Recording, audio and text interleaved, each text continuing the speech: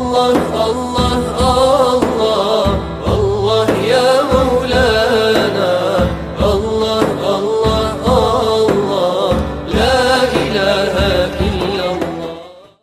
السلام عليكم ورحمة الله تعالى وبركاته. alhamdulillahi rabbil alamin wasalaatu wasalaam ala rasulillah muhammad al amin wa ala alihi wa ashaabihi ajmain. mbokk jullit yi mbokk téléspectateur ITV ñëwaat nañ seen émission bi ñu duppee les grandes conférences. tey mu nekk seen 3e numéro. les grandes conférences une idée originale boo xamante ni dañu bëgg borom xam-xamu réew mi fii ci Sénégal gi ñu yeewoo ñu partagé ak yéen saafonte ak yéen ci seen xam-xam ba kenn ko nekk roq ba nga nekk mu nekk njëriñ ñeel penc mi.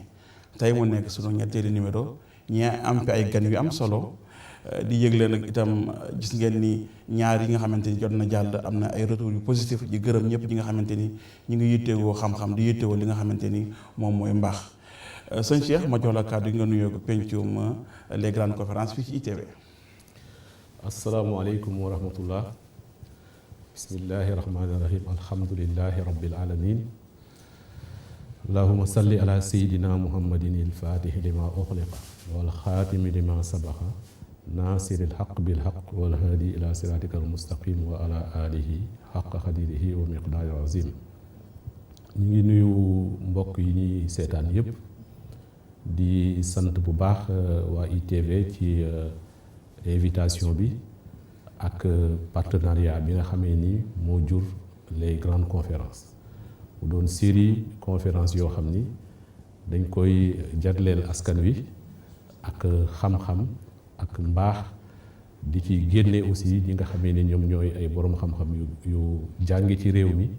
dem bitim réew waaye it dellu ci seeni kër di fa liggéey di fa jàng di fa jàngale.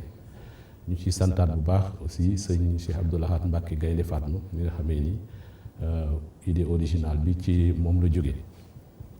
naa di rafetlu bu baax teewaayu suñu gan ñi nga xamee ni ñoom ñoo fi teew ki ci jiitu di Cheikh Baye Niass doon koo xam ni ku ñu ràññee la ci fa nga xamee ni fa lay yëngoo ak aussi ci réew mi. mu jàngee alquranul karim Medina Baye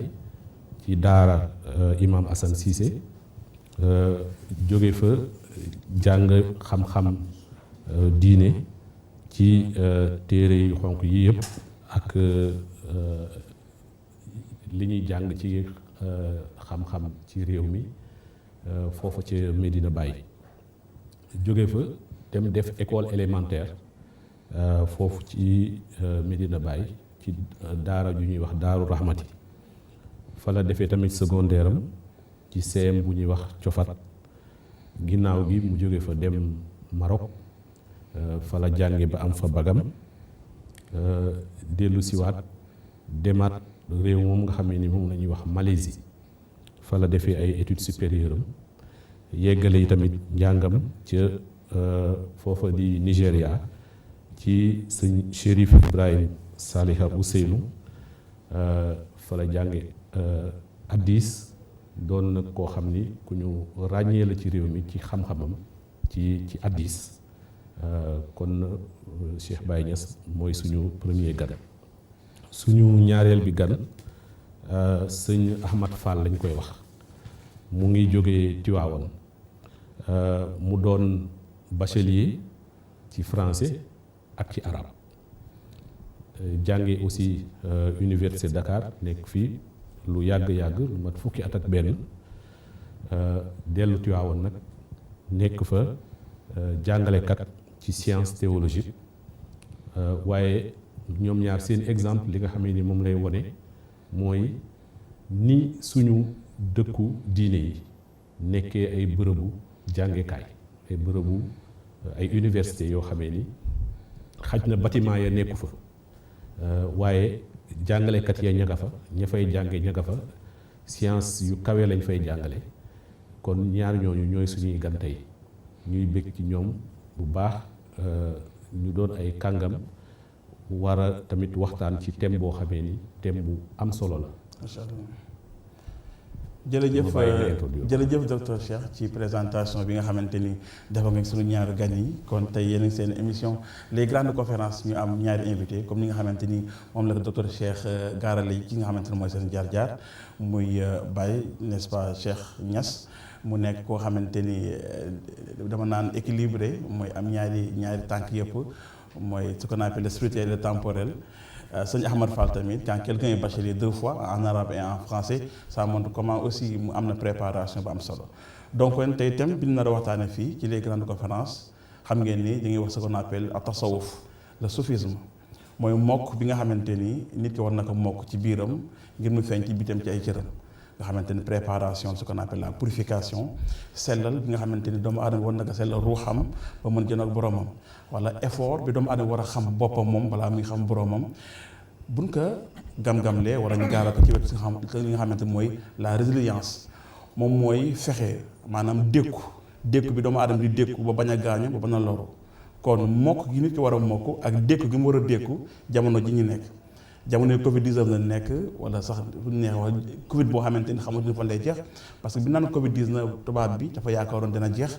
ñu wax après Covid mais est-ce que yenn saa yi question yi ñuy posé mooy ndax Covid dina fi jógee ci ndax du nekk comme ce qu'on appelle les maladies chroniques loolu question la kon mokk bi nga xamante nit ki war na ko mokk ci biiram waaye wala waajal boppam ci yi koy bett tey loolu mooy nekk suñu thème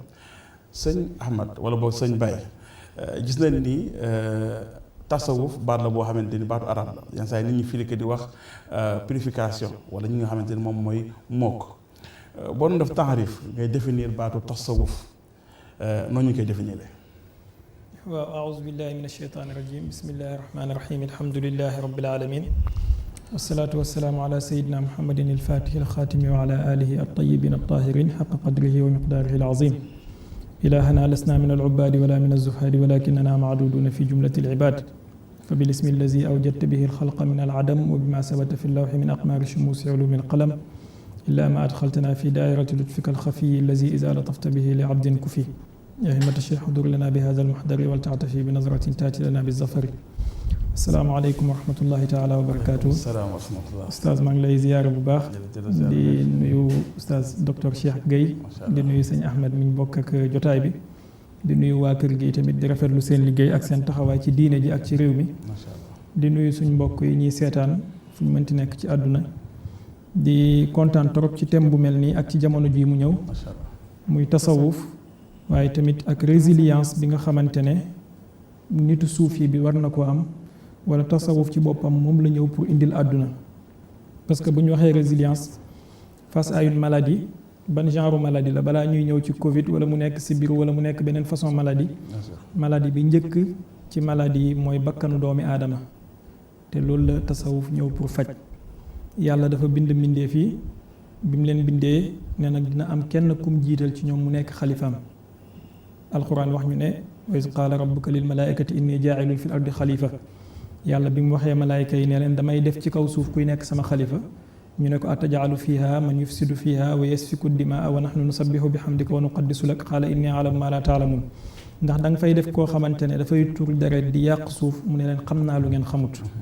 kon doomi aadama boobu yàlla nar a bind mu nekk mbindeef buy dox ak ñaari tànk duwut ñeenti tànk comme yenn bàyyi ma yi duwut kuy dox ak biiram comme ni jaan yi di watatoo mu nekk ku am ñaari tànk ak ñaari loxo ak ñaari bët war a nekk xalifa yàlla ci kaw suuf yàlla daf ko assigné benn mission boobu mooy lan mooy dafa am lenn lu mu def ci moom ginnaaw bi mu ko bindee ba pare yàlla alxuraan wax nañu ko fa iza sawaytuhu wa nafaxtu fihi min ruuxi faqa'u lahu saajidin bu ma ko bindee ba yemale ko defal ko sama ruuxu na ngeen ko sujjóodal yéen malaayka yi kon déjà njiit li commencé na di feeñ bépp mbindeefu yàlla war a nekk ci soumission doomi aadama boobu moom mu war koo contrôler waaye lan mooy jiital loolu mooy lu yàlla def ci moom ci ñaari yëf benn bi mooy xol beneen bi mooy xel yàlla ne nag ne wa hadaynaahu najdayn tànnal naa la ñaari yoon bu la neexee nga jub bu la neexee nga dëng wa nafsin wa ma sawaaha fa alhamaha fujuraha wa taqwaha qad aflaha man zakkaha wa qad xaaba man dassaaha maa ngi gën ci bakkan ak ki ko bind ba pare xamal ko lu baax ak lu bon bu texee ba defar bakkan boobu daal di mucc waaye bu yàqoo itamit ba yàq bakkan boobu daal di texaadi kon yàlla may na la xel muy balance bi may na la xool nga mën cee tànnee sayidna rasulullahi sallallahu alayhi wa alihi wa sallam wax ñu ne inna fi ljasadi mudga ida saluhat salaha aljasadu kulluhu wa ida fasadat fasada aljasadu kulluhu ala wa hiya alqalb. jëmmi doomi aadama am na benn lumb bu ci nekk boo xamante ne bu sellee nit ki yëpp sell, bu yàqoo nit ki yëpp yàqu. loolu mooy xol. léegi nag yàlla wàcce yonentu yàlla aadama, doomi aadama yi commencé di jurante. premier crime bi njëkk am ci kaw suuf mu nekk faat bakkan. ñaari doomi aadama yi nga xamante ne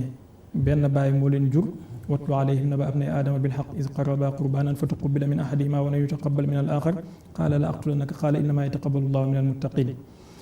am kenn ki def dara yàlla nangu ko, keneen ki def dara yàlla bañ koo nangu, jalousie commencé judd mu ne ko dinaa la rey. kon jalousie boobu nga xam ne moom mooy feebaru bakkan bi njëkk, moom moo waral ñi def premier crime de l'humanité muy faat bakkan. léegi nag yàlla ebal kenn ci mbindeef yi nga xamante ne doomi aadama moo ko kawe pour mu ñëw am lu mu jàngal doomi aadama. fa baasa allahu ghuraban yabhasu fil ardi li yuriyahu kayfa yuwaari sawata axi. yàlla ebal benn mbindeef pour mu ñëw wan doomi aadama naka lay suturaalee mbokkam ma. ñu war cee jàngee lan mooy ne univers bi ak li ñu wër lépp lenn lu nekk war nañ cee mën a jëriñoo, lenn lu nekk war nañ koo jàngal wala mu jàngal ñu. moo xam muy mala yi, moo xam muy virus yi, moo xam muy laboratoire yi, moo xam muy caméra yi, moo xam muy lu nekk, soit ñi jëriñoo ko wala moom mu jëriñu ci ñun. léegi nag crime boobu am, yàlla daal di jox yonentu yi risaala. première risaala bi ñu ko joxe muy Seydina Rasulullahi di lekk moom mooy mujj a ñëw, waaye kenn ku nekk ci yonentu yooyu yàlla jox ko ñetti mission. première mission bi mooy wa yuallimuhumul kitaaba wal xikmata wa yuzakkihim. dama lay ebal pour nga jàngal nit ñi téere bi muy luwaay yi yàlla di teg ak sagesse bi nga xamante ne moom la ñu mën a am pour vivre ensemble. waaye nag tazkiyatu nafsi doog a am. kon taalimul kitaab moom mooy jiitu, taalimul xikmati topp ci, tazkiyatu nafsi doog a ñëw. mooy ne kon nit ki dafay nekk jullit am soumission ci boromam ginnaaw bi mu nekkee doomi aadama gu mat sëkk. waaye nag nekk ku gëm yàlla, parce que nit ki mën naa nekk jullit a nekk jullit bu manqué di def lu yàlla tere. kon iman ñëw taxaw.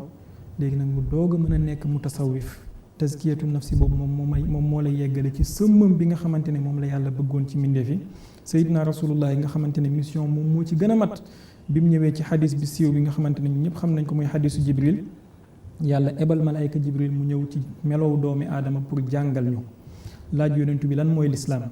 mu ne ko an tashhada an laa ilaha illa allah wa anna muhammad rasulullah wa tuqima salaa wa tuutiya zaka wa tasuma ramadan wa tahajjal bayt in istataata ilayhi sabilan.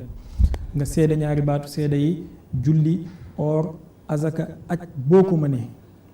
mu ne ko lan mooy liimaan mu ne ko muy nga gëm yàlla, gëm malaayka yi, gëm téere yi, gëm dikk ak bis penc, gëm dee, gëm dekki, gëm nangam, gëm dogal bu baax ak bu naqadi. mu ne ko lan mooy ihsaan mu ne ko mooy nga jaamu yàlla ba mel ni yaa ngi koy gis, boo demee ba gisoo ko sax xamal ne moom mu ngi lay gis. boroom xam-xam yi nag ñu ne fii nii yàlla génnee na fi yonent bi génnee na fi ñetti maqaama yële. taalimul kitaab yi moom mooy islaam, taalimul xikmati moom mooy imaan, léegi nag tazkiyatu nafsi moom mooy maqaamul ihsaan. moo tax mbooleem boroom xam-xam yi dëppoo ci ne maqaamul ihsaan boobu moom mooy taxawee tasawuf. kon nga xam ne mutasawif bu mat moom mooy jullit bu mat dëgg-dëgg. moo tax nga gis suñu kilifa yii te dinañ ci ñëw ci ñoom, yàlla may ñu ci réew mi ñu nekk jullit ñi gën a mat, malgré que dund nañ ay siècle ci ginnaaw wala ay année ci ginnaaw, waaye jamono mënta ñëw ba dépassé leen laa ci seen jàngale, laa ci préparation bi ñuy préparé seen taalibe yi bu toppee ci seen yoon. léegi nag boroom xam-xam yi nga xamante ne ñoom ñoo ñëw ginnaaw gi, baat bu nekk danañ ko utal tur. l'islam daf fee nekkoon, yonent bi nekk fekk jàngaleeg saxaaba yi, soxlawuñu woon yenn yi ñu koy jàngale parce que yonent bi mooy pratiquer ñuy gis directement. yonent bi dafay jàpp saxaaba yi gis ni mu jàppee ñi mu jàpp, dafay julli ñi gis ni muy jullee mu julli, dafay oor ñi gis ni mu ooree mu oor. bi fi yonent bi jugee nag siècle yi commencé di ñëw, boroom xam-xam yi soxla pour coder loolu noonu, parce que l'islam ak avancé wu jamono ak tamit yenn attaques yi ñëw ak avancé bi l'islam di am di dugg ci réew yi nga xamante ne duñu ay arab, il faut ñu soxla coder yenn yi. loolu tax ci jamono Seydina Ousmane sax jullit ñi dañoo soxla réajuster li gën a fort ci seeni base muy alxuraan, ñi ne nañ ko coder parce que léegi l'islam commencé naa dugg ci réewu ajam yi, nañ ko dajale def ko mu nekk benn kaamil. Seydina Ousmane bind kaamil bi ñu def ci juróom-ñaari nusxa ñu yóbbu ko ci dëkk yi ñu ko yóbbu woon xam nañ ko, te bu njëkk ba loolu amul woon ci jamono yonent bi alayhi salaatu wasalaam. ñu ñëwaat beneen jamono ñu soxla kaamil boobu ñu def ci ay tomb, def ci ay masque, aaya yi ñu séparé leen, suraat yi ñu séparé leen ak bismillah, te loolu amul woon jamono yonent. kon gis nga ne il faut ñu am lu ñu teg ci base pour ñu xàmmee leen na lu nekk. ñoom imam Malik bi ñu ñëwee jamono yonentu amul woon farataay njàpp juróom-ñaar la, sunnaay njàpp nangam la. waaye nag comme saxaaba yi dem nañ te ñoom ñu ngi ko doon jàpp waaye tey ji amul benn saxaaba boo yee ne ko farataay jàpp ñaata la mu ne la juróom-ñaar parce que yonent bi jàngalu leen loolu mais ñoom imam Malik ak fuqaha yi soxla pour kodeel ko nit ñi pour ñu mën koo tënk ci lu yomb léegi nag tasawuf ci noonu la juddoo tur bi ci noonu la juddoo mais jëf ci mu ngi fi woon depuis ci yonent bi ak saxaaba yi borom xam-xam yi nag commencé mu tasawifa wala az-zuhad wala al-fuqara benn bu nekk ñi dinañ koy tuddee waaye liñ ci jublu rek mooy ñooñu nga xam ne ñoo nekkoon nag yonent bi te seen bëgg-bëgg duwul dara lu dul topp lislaam fa yonent bi tegoon tànkam bu fa teggee ñu teg fa seen tànk commencé ko ci Seydina Babacar Siddiq Seydina Omar Seydina Ousmane Seydina Ali ba demeet ci mbooleem saxaaba yi ñëwaat ci taabi'una yi ba jëm ci ñoom Xasanul Basri ak suñu jon yàlla tey xam naa pour bañ a monopoliser incha allah macha allah sëñ Baye Niass ci leer gu am solo boobu donc il a voulu def ce qu'on appelle la genèse parce que la question c'était comment définir tasawuf le soufisme ndax nañ koy définir il a voulu montrer que le terme en tant que tel parce que day tontuwaale peut-être yeneen question yu ñu ko laajul lan mooy aslam lan mooy cosaanam ci diine parce que dañuy wax ni baat bi am na wala amul il a voulu montrer que am na yu bëri amul woon yoo xamante ni dañ ko codifier mooy fexe ba nit ñi mu jege la ñu mën koo xam dem ba jël exemple maanaam li nga xam mooy faratay njàpp faratay julli yu am solo li ma si gën a bàyyi xeloo aussi mooy li nga xam ne mooy addila yi il a préféré jël addila yëpp ci alquranu karim pour delluwaat source yi ci téere bi li nga xamante ni moom mooy jëlaat xadis bi maanaam dëgërale ko waxam histoire boobu nga xamante ni ñi jàng cinéma ñëpp xam nañ que scénario bi yoon saa salaam ak Jibril joué woon fa innahu Jibril yu'allimukum diinakum c'était Jibril qui était venu pour vous apprendre votre religion ak Jibril en tant que acteur nekk malaaka di ñëw jëmmu nit nekk jëmmu xale ba kenn xamu ko c'était pour jàngal islam donc yooyu yëpp jot na comme exemple mais daañu ci ñëw ci synthèse bi su ma sëñ Ahmad Fall gis naa définition bi nga xamante ni moom la Baye Cheikh bëgg ñëwoon que il a essayé d'utiliser des arguments coraniques pour montrer que lan mooy soufisme yow soo ko doon définir taxarif que noonu ñu koy définir. أعوذ بالله من الشيطان الرجيم بسم الله الرحمن الرحيم الحمد لله رب العالمين والصلاة والسلام على أشرف المرسلين سيد كل عرب وعجم مولانا محمد وعلى آله وصحابته أجمعين ومن اقتفى آثاره واهتدى بهديه واستنى بسنته إلى أن يرث الله الأرض ومن عليها اللهم يا رب اشرح لي صدري ويسر لي أمري واحلل عقدة من لساني يفقه قولي اللهم يا رب افتح علي فتوح العارفين بحكمك وانشر علي رحمتك وذكرني ما نسيت يا ذا الجلال والإكرام يا ربي زدني علما bokki jullit yi ñi seetaan ci àddina yépp ñoo ngi yëkkati kàddu di ci jiital sant buur yàlla di ko ñaan mu dolli julli ala qiblatil arwaaxi di mawlaana muhammadin alayhi salaatu wassalaam ak waa këram ak i saxaabaam ak soxnaam yaag njabootam ga salaatu ak salaam boo xam ni danay baawaan ak xëppu ba àgg ci képp ku teg sa tànk mbaa sax ku tegul sa tànk ala siraatil mustaqim yal na bur yàlla boole ñu ca ña teg seen tànk ala siraatil mustaqim tabarakallahu di nuyu képp ku ñuy seetaan ci baatub assalaamu aleykum wa rahmatullahi wa barakaatu jàmmi yàlla ak yërmandeem ak barkeem yàlla na buur yàlla boole defal nu ko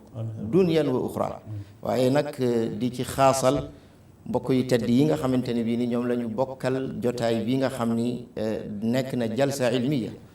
tabarakallahu di ci jiital sunu mbokk Cheikh Ahmed Tidiane Guèye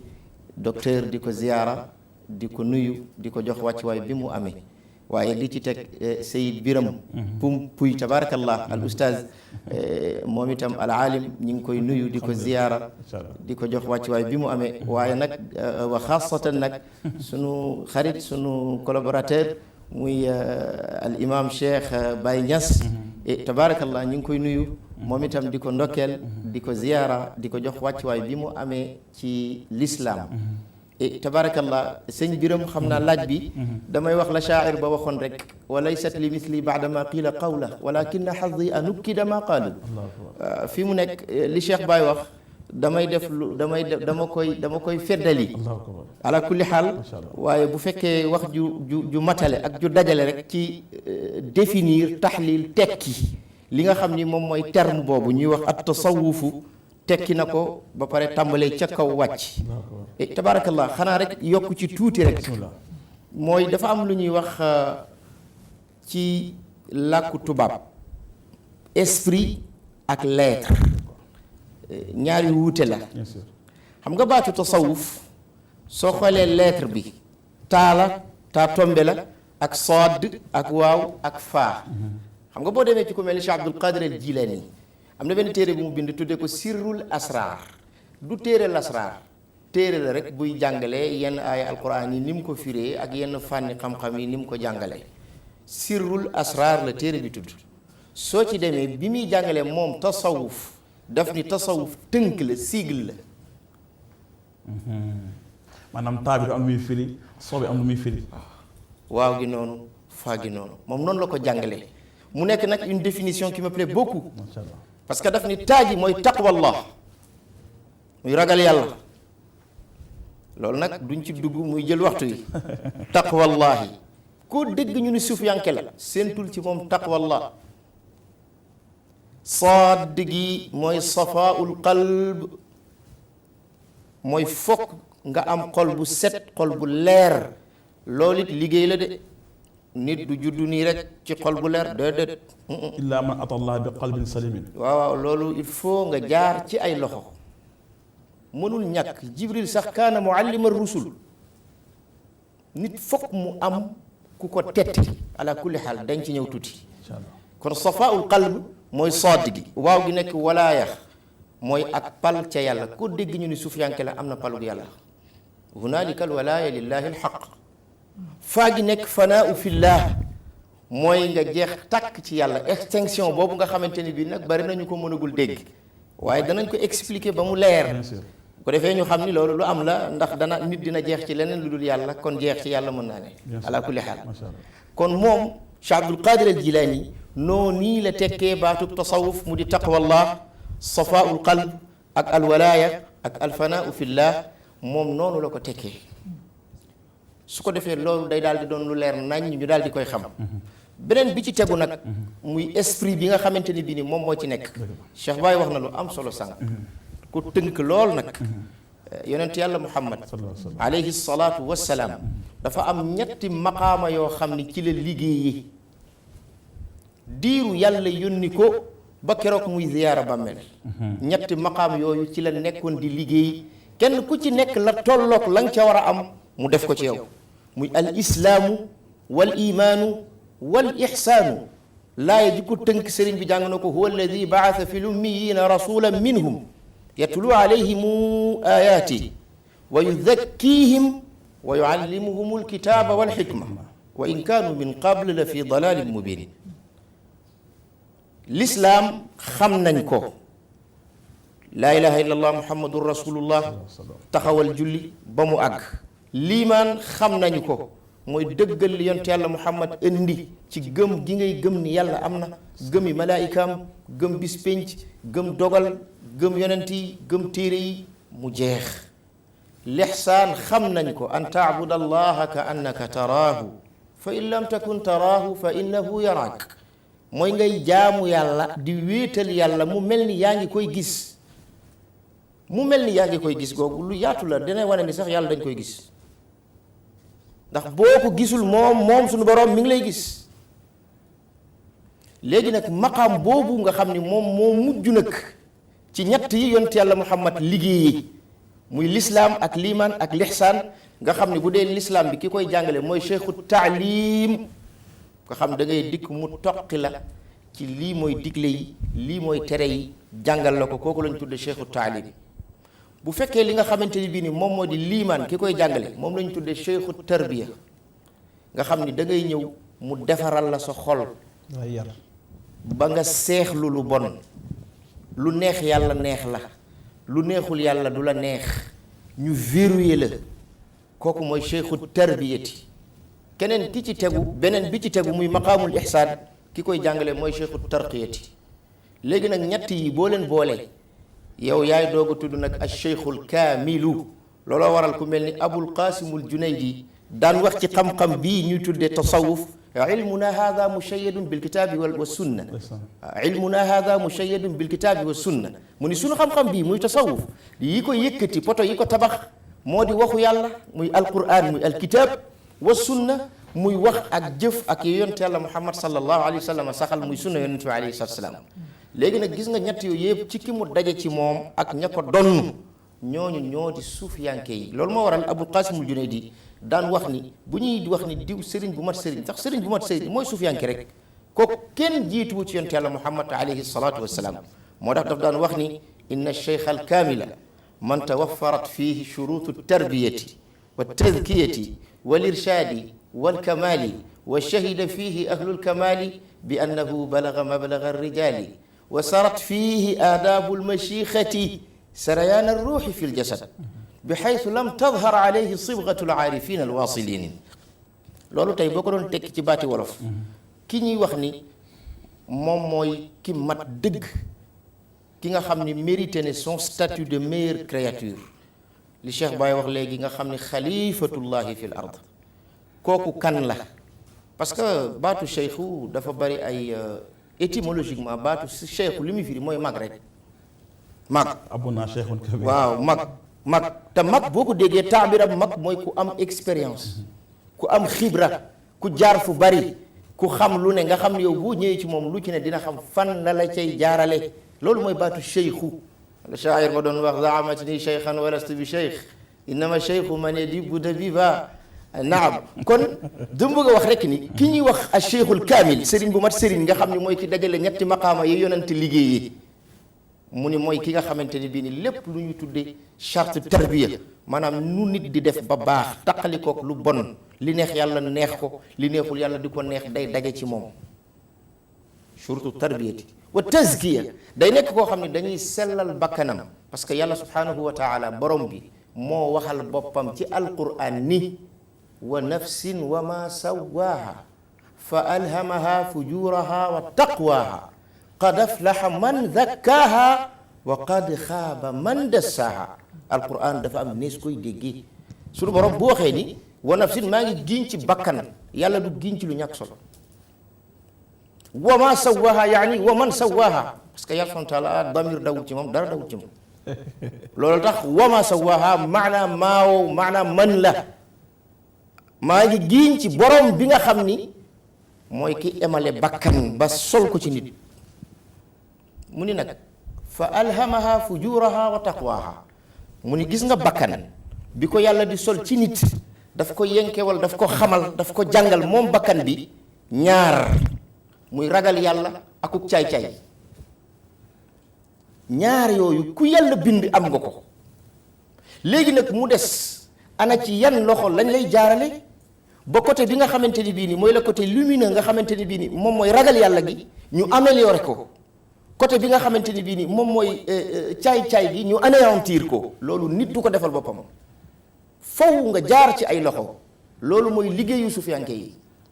naka jekk nag loolu moo waral suñu borom wax ni qad aflaha man zakkaaha ba pare tasrif fi'l bi ala al maadi loolu mooy duñ ci dellu si xat ci dëgg aflaha texe na ba noppi li tawaqqu'il faala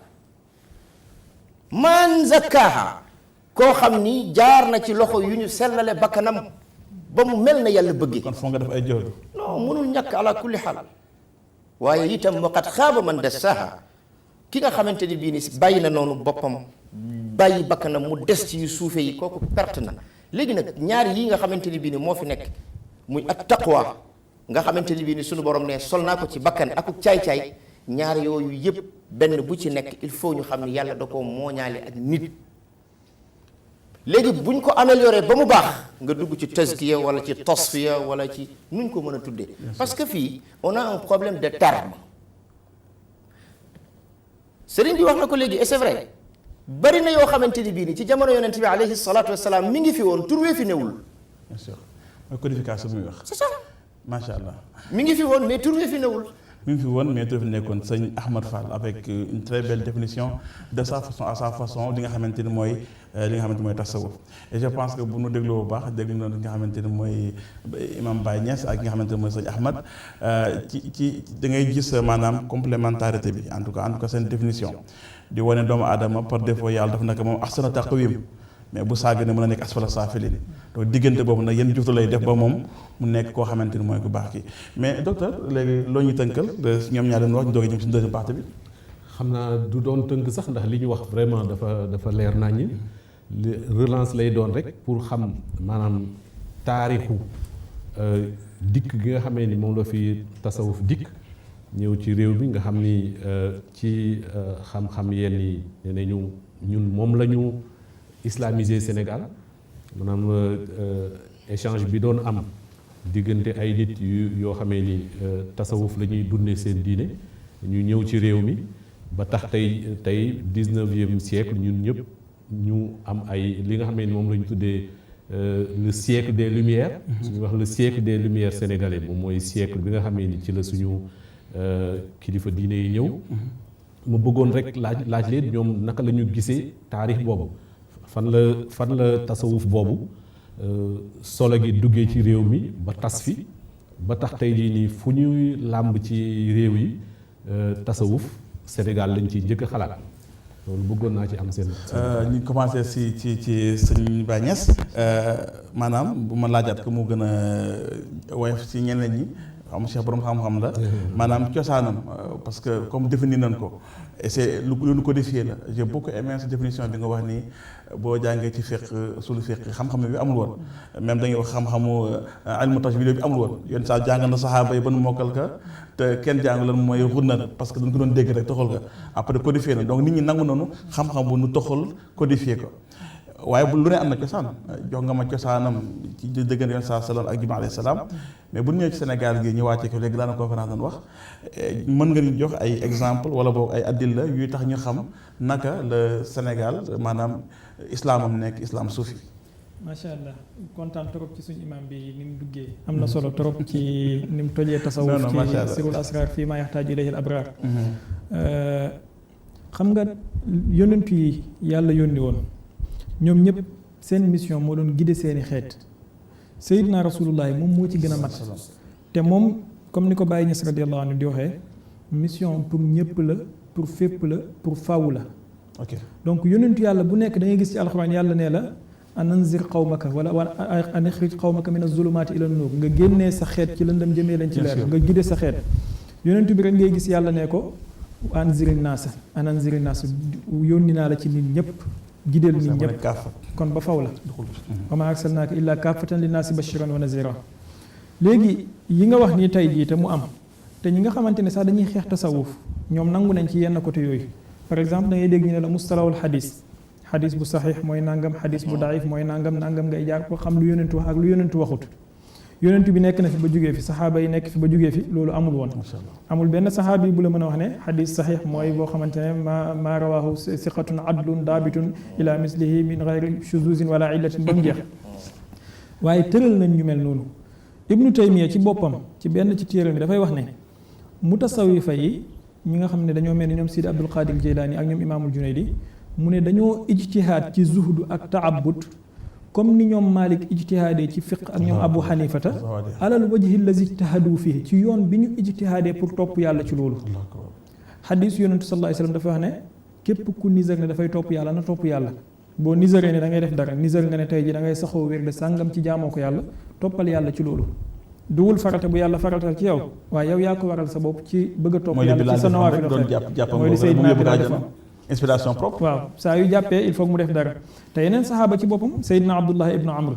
da daan julli guddi ba soxnaam si ñëw kalaame ko ci yonent bi woo ko ne ko inna li nafsika alayka xaqan wa inna li jasadika alayka xaqan wa inna li aynayka alayka xaqan sa jabar am na xaq ci yow sa bopp am nga xaq ci yow say bët am nañ xaq ci yow jullil nàngam nga noppalu nàngam Abdullahi ibnu Umar radiallahu anhuma yonent bi ne ni'ma rajulu Abdullah law kaana yaquumul layla nit ku baax la woon bu doon dinay jug guddi kenn saxaaba yi ñëw na ci yonent bi sallallahu alayhi wa sallam yaakaar naa Seydina Jundub la mu ne baayaatu rasulallahi sallallahu alayhi wa sallama alal islaami washtarata alayya nusxa li kulli muslimin jaayante naag yonent bi sallallahu alayhi wa sallam ci lislaam mu chartal ma jullit bu ma gis naa la laayee biir kon kooku pour lislaam a mat il faut muy laayee nit ñi biir nga gis ne Seydina rasulullahi ku nekk daf laa jox comme ni ko sëriñ bi waxee ci kem sa tolluwaay Sayyidatuna Fatima radiyallahu anha ñëw na am lu mu laaj yonent bi ne ko du ma la jox loolu waaye jox naa la baqiyaatu saalihaat del def nangam moom la jagleel loolu keneen mu jagleel ko leneen kon wàllu yàlla yi tamit gis nga ne kon seen topp yàlla gi ak seen wirde yi ñuy jox seen taalibe yi am na cosaan te alxuraan moom moo ñu njëkk a wax ne yaa ayyuhan naasu ttaqu rabbakum wala yaa ayyuhal lazina aamanu ttaqullaha haqqa tuqaatihi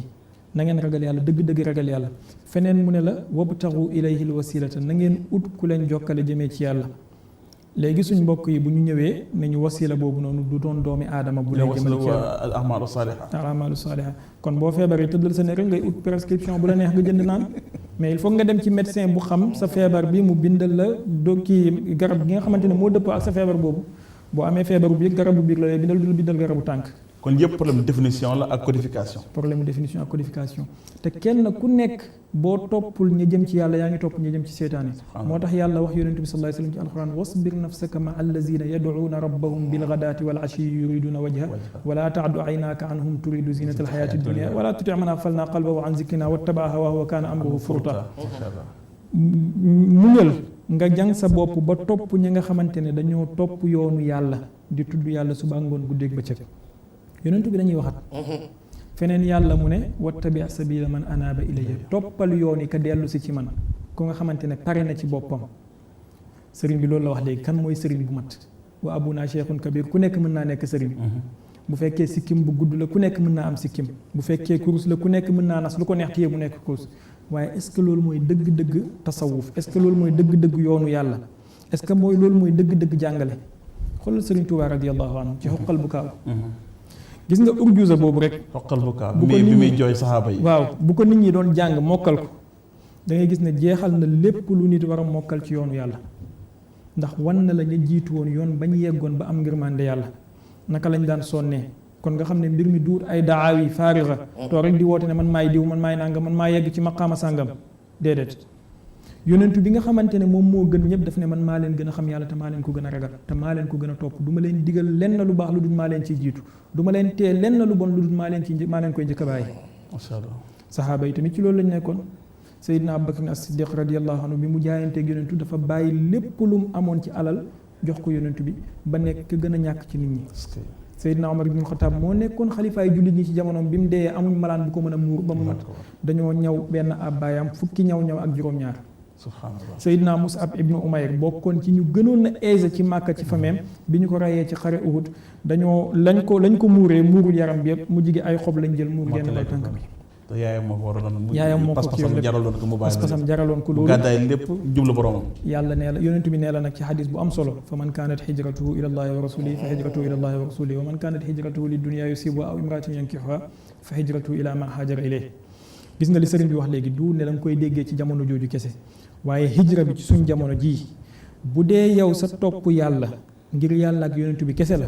da nga dem seeti ku yegg ci yàlla mu jàpp ci sa loxo jëmee la ci yàlla bu dee sa topp yàlla ci àdduna la nag sa bakkan kese ngay topp di woo nit ñi di leen réeral ca la nga xamante ne ca ngay woote parce que musiciens yi ña ngi ci musique ba ña leen ciy topp footballkat yi ña ngi ci football ba ña leen ciy topp ku bëgg benn footballkat sax te yaa ngi watu na mi watoo kullu hizbin bimaa ladayhim farihun yaa ngi watu na mi watoo yaa ngi sol na mi solo naka ci kon ku bëgg nitu yàlla léegi nag borom xam-xamu tasawuf yi nga xamante ne ñoom ñoo naanee ci yonentu bi loolu Abu Nuaym al-Asfahani dafa bind benn téere tuddee ko tabaqaatul awliya wala xilyatul awliya wa tabaqaatul asfiya boobu yonentu bi la njëkkee commencé Seydina Babacar jàll ci saxaaba yépp bi mu ñëwee ba ci Seydina Ali ibn Abi Talib ak ñoom Xasanul Basri mu lay wan nag nan la yoonu tasawuf bi amee silsilaam ci Seydina Xasanul Basri jaaree ci ñoom Maaruful Karxi ñoom Junaydil Baghdadi ñoom Sariyu Siqti ñoom ba ñëw ci suñ ñoom Seydi Abdul Qadir Jeylaani ñoom Imaamul Ghazali nag dafa def liggéey bu am solo ci tasawuf mooy am na benn jamono boo xamante ne borom xam-xamu xadis yi dañoo beru woon ne mel ni ñoom rek ñoo amee xam-xamu sharia bi borom xam-xamu luga yi nekk na le borom xam-xamu fiq yi nekk na le ku nekk sa rox waaw bu ko defee l'islam mel ni lu séparé wu Imaamul Ghazali ci Ihya Ulumuddin boo ko jàngee da ngay gis ne dafa ñëw jël fiq bi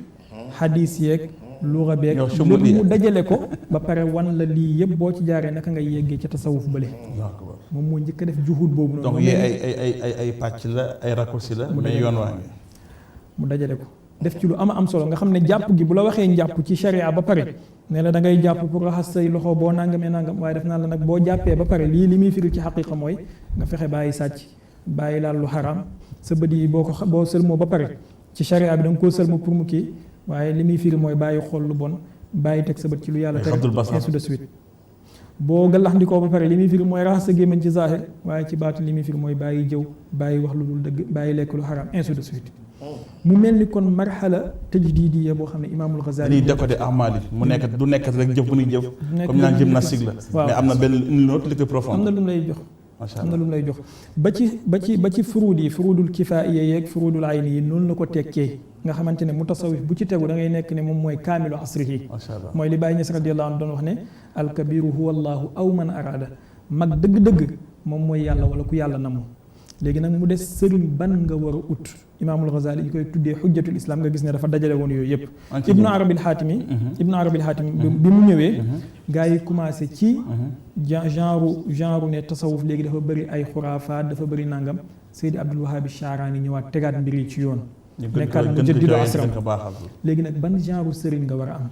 sëriñ bi nga war a am Baye Niass wax na la ko Sëriñ Touba wax na la ko Sidi Hadji Malick wax na la ko waaye ma jël benn daggit bu ndaw rek ci li Baye wax watlub murabbiyan xabiiran naasihan kaamila irfaani imaaman saalihan maliku nafsika utal sëriñ boo xamante ne ku mat la ku xam zaahir mbir yi la comme ni mu xamee baatin yi ku mën a laaye biir la ku sell la ku mat la nga doog ko mën a jébbal sa bopp. macha allah jërëjëf sëñ Baye macha allah am na solo mais Ahmad je pense que moom am na façon bu muy tontoo. je préfère dem ci genèse ci yeex bi mais dama lay laaj même laaj bi après yow borom xam-xam yaay xool moom ma koy tontoo. je pense que li ñu ci am na njëriñ yëpp. gis naa argumentaire moom dafa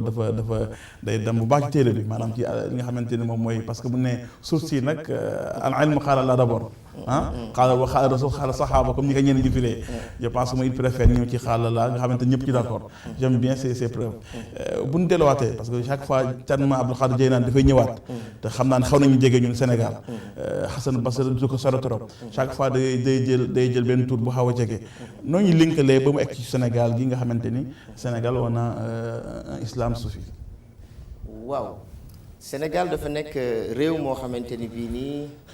islam bi fi nekk c'est un islam confrérique. bokk na ci li tax l'islam bi sax fi. waaw ndax sufiyanke yi fi nekk.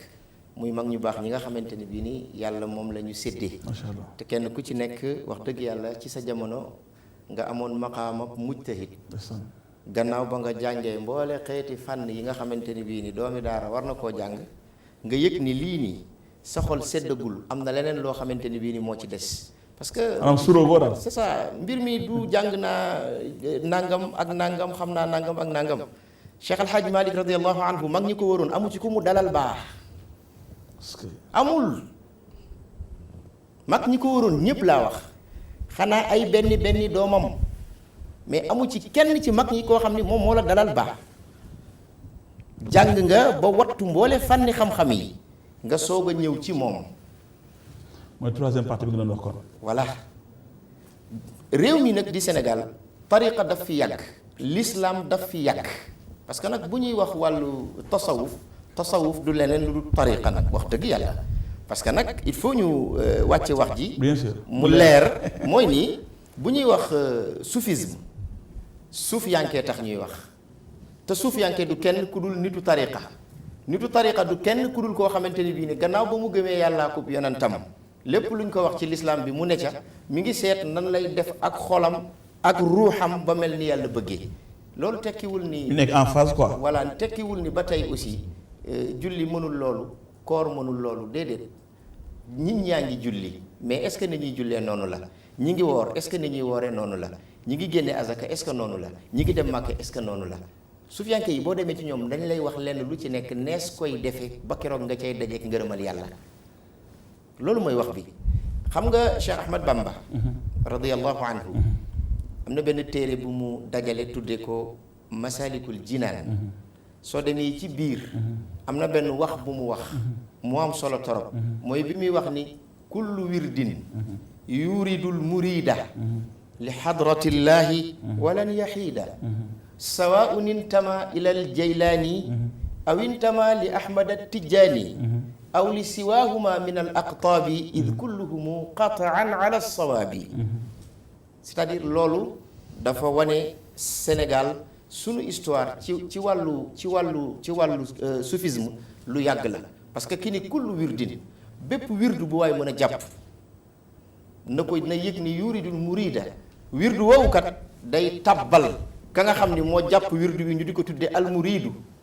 waaw man huwa almuridu? Almuridu huwa alladi laa yuridu siwa allah. bu ñuy wax diw murid la li muy tekki mooy ku bëggut lu mooy yàlla, loolu mooy baatu murid. almuridu huwa alladi laa yuridu siwa allah yuriduuna wajhahu. sëriñ bi jàng na léegi laa yi ci alquran ja ñi nga xam ne bëgguñu nammuñu ku maanaam yàlla moo leen ñor rek. jëm yàlla ji rek, kooku mooy almurid. mu ni nag murid boobu wirdu wi muy jàpp, wirdu woowu dafa am fu mu ko jëmi, dafa am destination, te destination bi mooy xadra suñu borom bi. xadra suñu borom bi nag du ñu toog fii di ko expliquer. waaw li xadratillaahi walan yaxiida, du jàdd déedéet mukk. bu fekkee jàpp nga ko mu wér, insha allahu dana teere ak yow ca xadra suñu borom bi, kooku amul benn werante. moo xam gis nga nag mu indi benn wax bu am solo mu ni sawaun intama ila al jilaani, moo xam wirdu woowu ñu askane ko Cheikh Abdul Qadir al Jilaani aw intama li Ahmad al Tijani, wala ñu askane la ko Cheikh Seyd Ahmad Tijani radiallahu anhu, aw li siwahuma min al aqtaabi, wala sax kudul ñëw ñaar ñii te bokk ci xutbu yi. sëriñ bi waxam dafa leer de. dëgg la. il faut nga nekk un pôle koo xamante ni bii ni mel nga lu tax nga war a yar bakkani nit ñi, am nga ndigalal yar. parce que yàlla moo wax yonent yàlla Muhammad alayhi salaam yaa ayyuha nabi inna arsalnaaka shahidan wa mubashiran wa nadira wa daa'iyan ila allahi bi idnihi mooy ndigal li. wa daa'iyan ila allahi bi idnihi. te idni dafa am ay shurut yoo xam mooy tax. mënul ñàkk am na lool nit mënu ko def lu mooy ci ndigalal yàlla. macha allah bakkani nit ñi ki koy defar mooy ki nga xam ni am na nuurul basirati. qul hadihi sabili ad'u ila allahi ala basira. nit boo ko bëggee defar doo tënku ci téere ak diw nee na loolu defarul nit, ndax nit ñi kenn ku nekk ak la koy defar. parce que cas par cas amul benn werante. loolu moo tax sunu borom tabaraka wa taala ni ad'u ila allahi ala basira. gis-gisu xol mooy defar nit, te gis-gisu xol dafa am lu koy yee. ay caaxaan yeewu ko. dégg nga ko. léegi nag loolu moo tax Cheikh Ahmad Bamba ni awli siwahuma min al aqtaabi, lu tax id kulluhum qataan ala sawaabi. képp koo xam ni wér na ni xutbu suñu borom tabaraka wa taala amul werante, yow lépp loo jàpp mbaa nga tegu ca loolu ak njuble. gis nga nag wax bi suñu ko xoolee ñu tas ko tuuti, dinañu xam ni kon fii di Sénégal wax dëgg yàlla boo xoolee ñun fi ñu aju par exemple Tiwaawan nga jël fa tariqa bi nga xam ni fa lañ moom lañ jàpp, nga déparé foofu tariqa tijaan fan lañ ko jële ci kan lañ ko jële ba mu àgg ci yàlla subhanahu wa taala. yàlla laa wax ci boppam, waaw ndax lépp lu mu doon nañu xam ni nag ci yàlla subhanahu wa taala lay bàyyi ko de. ok wal awwal wal aaxir amul yorante. Cheikh El Hadj Malick radiyallahu anhu ci ndijaayam maam Alfa la jële, maam Alfa jële ci Cheikh El Hadj Umarul Fouti, Cheikh El Hadj Umarul Fouti jële ci Simnul Ghali Chérif radiyallahu anhu,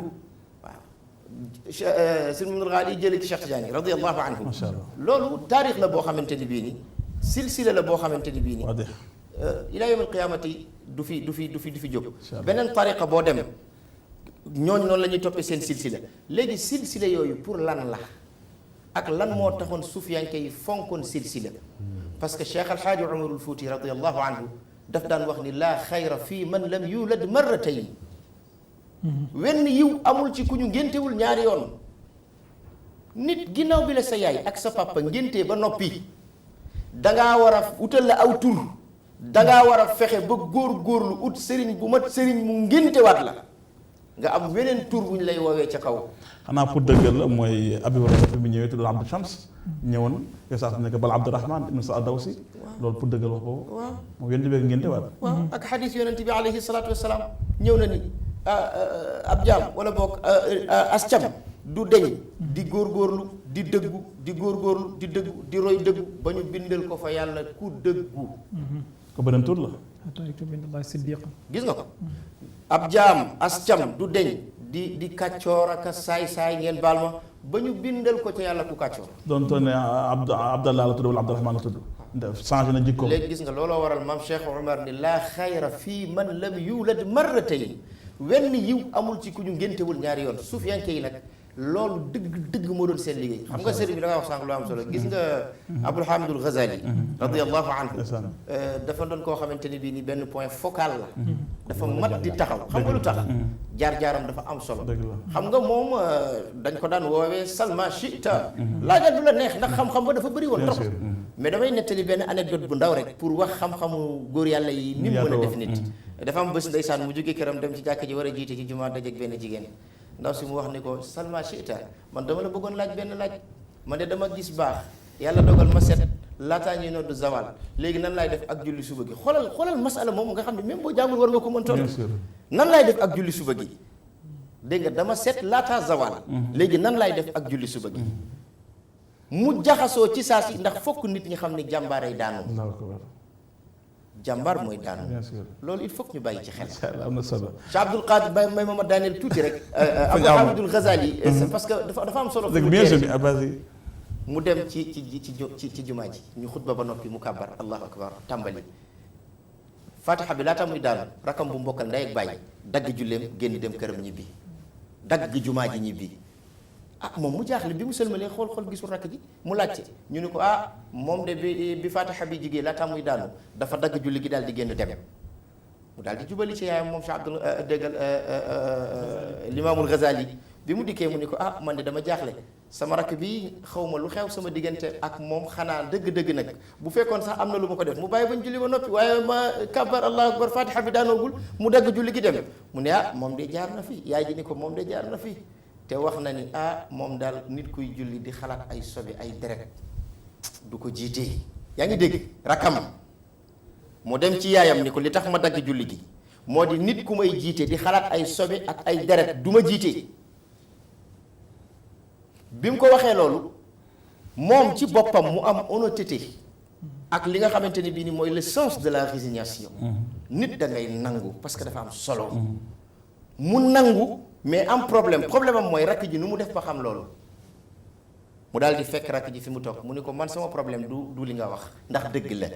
nangu naa ko je l'accepte mais xam nga lan mooy sama problème nan nga def ba xam ko mu daal di ni ko damaa am sëriñ il faut que les choses soient claires damaa am sëriñ yaa ayyuha alladina amanu ittaqullaha wabtagu ilayhi alwasilata mënta ñàkk di al wasila lii fag lam googu dafa am benn sens bu mu am yàlla kenn dàq ko wax ne ko nakira waaye yow al wasila faw nit lay doon ak i noppam rakk ji ni ko man damaa am sëriñ mu ni ko damaa bëgg nga yóbbu ma ci sëriñ mu dimbali ma sëriñ bi nekk te mi ngi ci marché bi di xar ay matt di dajale di jaay bi ñu ñëwee fekk sëriñ bi Abou Hamidul Ghazali naka la di tël rek sëriñu rakk ji daal di jóg daal di koy tatagal daal di koy jox ñaari loxo ndeysaan da daal di ni ko waaw Salma Chita na nga def mu ne ko man loolu andi wu ma fi dee daal di futti mante bi sànni daal di dindi tañlaay bi sànni dindi kaala gi sànni ni ko dama bëgg nga dimbali ma ci yàlla na nga dimbalee suma rakk bi la mu daal di ni ko te nga dem yow bayre bi bari na xam-xam bi bari na dégg nga mi ngi saawaan baawaan lu ne ñu ngi la koy laaj yaa ngi tot di ñun sunu yi nangam lànk bañ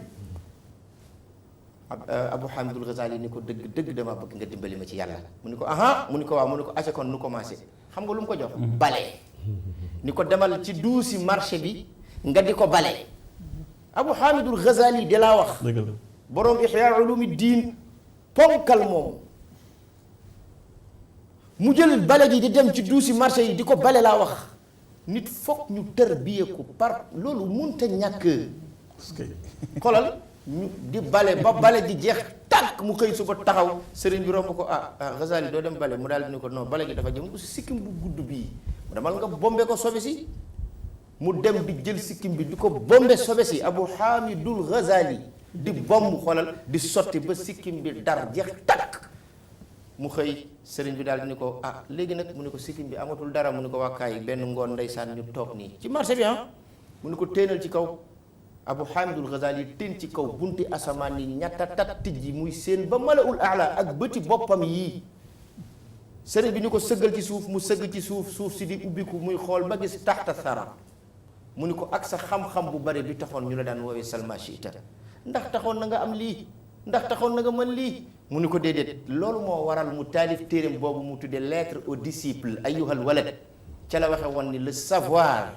n'est source de bonheur que lorsqu'il est détenu par les hommes hors du commun. xam-xam balaa di am xam-xam mën a amal nit njariñ mbete mu jógee ci góor yàlla yi. macha allah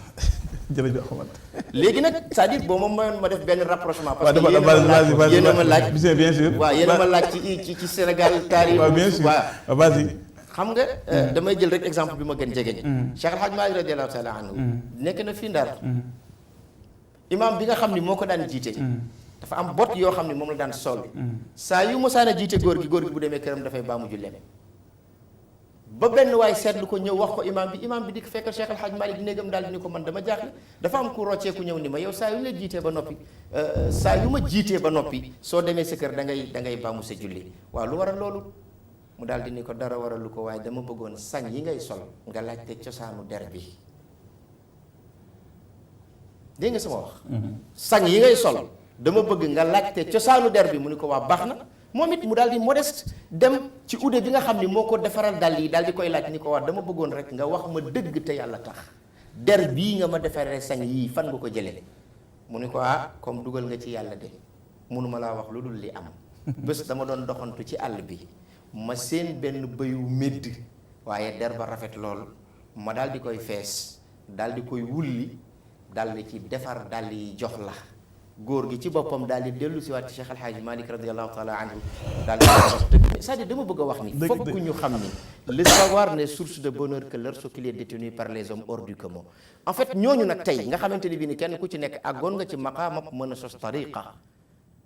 kenn ku ci nekk àggoon nga ci maqaamab mën a sos tariqa waaye rek am kenn koo xamante ni bii ni nag ñoom ñëpp jël nañ seen njëbbal jox ko. je pèse bien mes mots nit dañuy jébbalu ci moom de. macha allah am na solo sëñ Ahmad am na solo Baye Cheikh. sëñ docteur léegi nag nga dugg ci Covid bi nag je pense que nag mën nañ ci wax tuuti nag. waaw avant Covid bi déjà fi mu dugg dafa am solo lool ci suñu ngëm-ngëmu diine ñun Sénégal. mooy dimension mystique. nga xamee ni ay nit lañ ñoo xamee ni comme ni ma ko waxee sànq yàlla da leen a dajale ëndeendoo leen ci benn siècle ci benn jamono ba pare def leen ñuy doon ay mbokk ñoom ñëpp soo ko seetloo. loolu dafa am solo lool dafay ginnaaw diine ji dafay dëgëral mbokkoo gi dëgëral ngëm-ngëm gi te sénégalais boo gis cosaanam moom it ci jokk ci lislaam ci ci wéyjuuram ci ay maamam loolu it foofu la soqee ko kon mu doon dimension bu am solo muy à la fois dimension mystique mais aussi dimension socio-religieuse bi li may tuddee socio-religieux mooy le fait que ñu jokk aussi ci ay njaboot ay famille ñu ne famille Medina Baye famille Maam Alaaji Malick famille loolu daf ci am solo tamit ndax famille yooyu comme ñun suñu société dafa organisé wu ci ay famille yi bu fekkee téyewuñu institution silsila bi téyewuñ ko di ko doxal wutal ko ay l'école yu koy jàngale wutal ko ay daara yu koy jàngale maanaam loolu da ngay gis ne kon fa mu war a yegg du fa yegg moo tax dimension boobu dafa am solo loolu ba tax sénégalais boo gis am na ci kër gu mu jokk léegi nag loolu xam naa dinaa leen ci delloo kàddu gi mooy kër yooyu ñu jokk ndax lii nga xamee ni nii moom mooy defar xol boobu ñu wax ndax liggéey bañ ca war a def pour taalibe yi ku ci nekk loola yegg ci yow ba nga doon beneen nit ba doon koo xamee ni buñ la gisee ci mbedd bi ngay jikko yooyu ñu koy gis ci yow ba tax lu mel ni jafe-jafe bii ñu nekk tey muy Covid su taxawee ni nga xamee ni nii noonu la ci nit ki war a taxawee njàngale moomu ak tarbiye boobu ak tarqiye boobu ci am jeexital ci xolam ba tax mu mën a jàmmaarloog loolu dama bëggoon ñu ñëw ci ndax pour man li caractériser société sénégalaise tey dafa nekk ay paradoxe dañu nekk société boo xamee ni ci ay confréries lañ jokk nga gis ni nga xamee ni noonu la taaru njàngale tasawuf toll waaye ndax loolu am na jeexit ci baaxaayu suñu société est-ce que loolu du paradoxe ñaari question yooyu laa bëggoon joxaat leen ci kàddu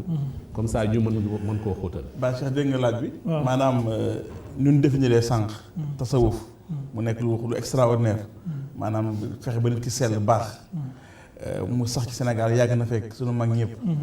mu ne waaye boo xoolee fii xaqiiqa maanaam dans la réalité les pratiques li ëpp ci Sénégalais yi gis nga Sénégalais yi chaque fois nga gis jam rek génn wax seen téléfilm bi lii am mooy yàlla gi fii te yéen a ngi dégg benn ku amoon borom kër amoon soxna génn àdduna ci benn auberge ku rendi doomam maanaam boo xoolee les faits agression yi lu tax amul asaar yar yi nga xamante ni moom la mag ñu baax ñu meloon mokk ci seen borom am njaboot gu leen wër te njaboot googu ñooy dem ci màggali gàmmu yi mais pourquoi asaar bi le résultat final Sénégalais lambda bi li ëpp maanaam jeexital bi gisuñu ko maanaam dañuy wax ni Sénégal dañ indiscipliné ak ñi mag sañee wax exemple laay jox ba mu leer léegi fan la problème bi amee maanaam fan moo am rëq-rëq ba Sénégalais lambda bi jotul jël information bu baax bi. waaw xam naa ne lépp benn chaîne la boo xamante ne buñ ko linkee rek résultat bi mën na feeñ. sëriñ bi dafa wax lu am solo ci benn ponk ci kenook tasawuf yi te benn nit jëmmal ko muy Seydi Abu Hamid al Ghazali. gis nga bi mu paree ci li ko kilifaam boobu defoon ba pare ca la waxee benn bayit bu am solo qad kuntu abdan wal hawa maliki fa sirtu xuran wal hawa xaadimi wa udtu bil wahdati mustanisan min charri awlaadi bani aadami nekkoon naa jaam sama bànneexu bakkan nekk sama borom di ma diri fu ko neex ginnaaw bi ma demee ba gore man maa moom sama bakkan maa koy contrôler nu mu ma neexee suñu sëriñ si dafa am nu lislaam dugg see Sénégal téere yi fi njëkk a dugg si ci fiqh Malik par exemple bokk na ci lu mel ni Ibnu Ashir ñi ko ñuy jàng Ibnu Ashir ci commencement bi da ngay gis mu wax la nan la ko tëralee fi aqdil ashari wa fiqhi maliki wa fi tariqatil junaydi saliki ci aqida Abul Hasan al Ashari muy ashaira ak fiqh imam Malik ak yoonu imaamu Junayd ñett yooyu noonu ci lañ tënk Sénégal moom moo ko mooñ léegi kilifa yooyu ñëwoon kenn ku nekk góorgóorlu ba am ci ñoo xamante ne yegg nañ ci maqaama xutbaaniyatu waaye teewul ñi am sëriñ bu ñu tënku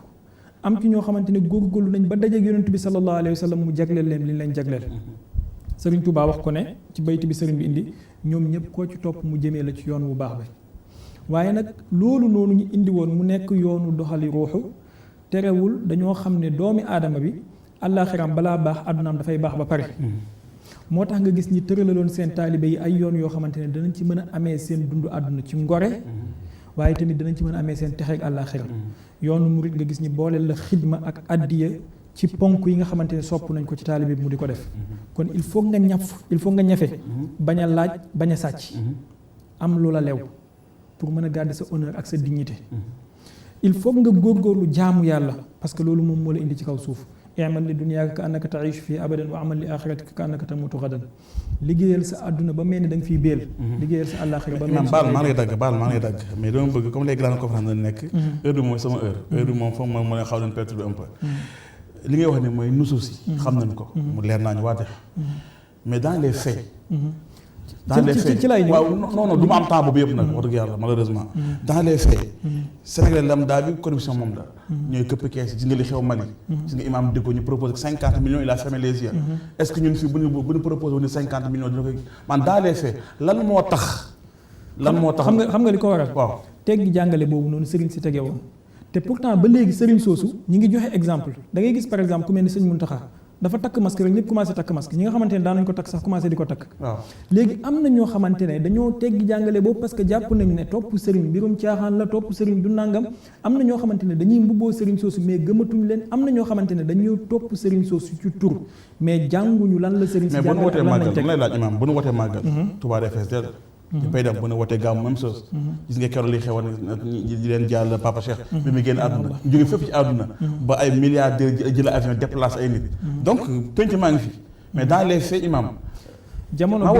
jamono bi nga xamee ne man ak yow ak Massamba ak Mademba ñu ngi topp sëriñ bi buñ gisee sëriñ bi def nangam ñu topp ko Baye Niass radiyallahu anhu dafa nekk ci benn aéroport ñi doon inauguré benn vol ak ministre des transports aériens bu Égypte ñu nekkoon ci mbooloo ma plus de 100 000 personnes plus de 2 heures de temps kenn tuxul ci ku xam naar yi xam nañ ni ñu bëggee cigarette ministre bi laaj ko ne ko man de lii jaaxal na ma ndax mbooloo mu mel ni dajaloo fu mel nii ci diir bu mel nii te kenn tuxul xanaa yaa leen aaya mu ne ko déedéet dañoo gis ne du ma tux moo tax duñ tux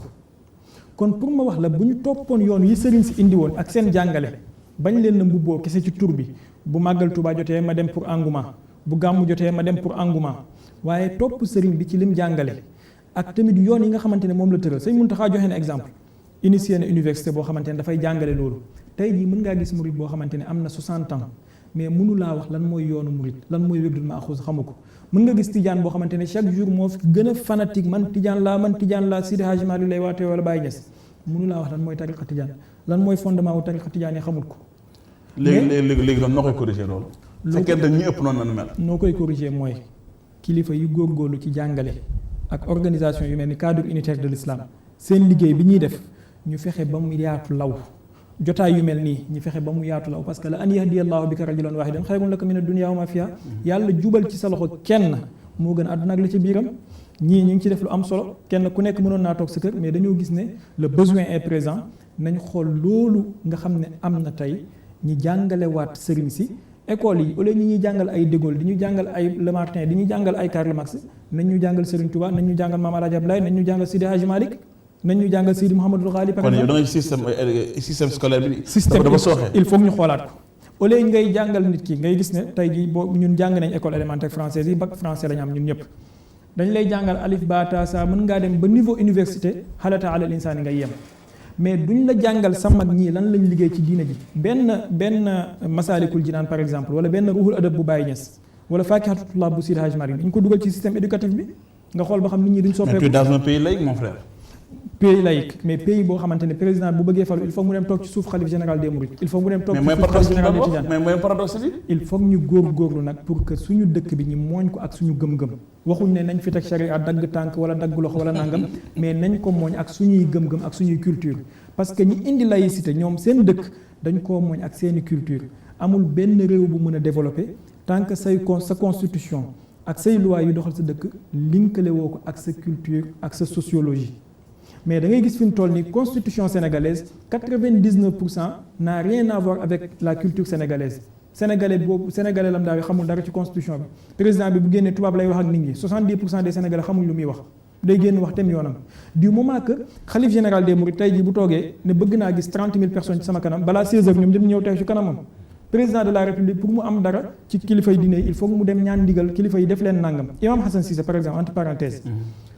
Nations Unies bi polio xewee dañoo wax ba sonn pour waa Nigéria ñàkku ñi bañ imam Hassan Cissé lañ ñëw jël en tant que guide religieux ne ko dimbale ñu nga dem wax ak waa Nigéria benn conférence d'1 heure de temps la fa def Nigéria ñàkku kon kilifa diine il faut ñu jaaraat ci ñoom ndax ñoom ñoo yore taalibe yi te ñoom ñoo leen mën a digal ci def. léegi kan question bi moom laay ñëwaat si Ahmad. léegi kilifa diine yi ñoo ñëw vers wala nit ñee ñëw parce que boo nee est-ce que ñoom ñooy dañuy toog. ñun en tant que ay taalibe. dem si ñoom ñu ommat ni wala ñoom ñooy war a ñëw si ñun. kilifa diine yi am nañ seen rôle ñu ngi koy def université 32 milliards ku ko teg pour jàngal nit ñi moo tax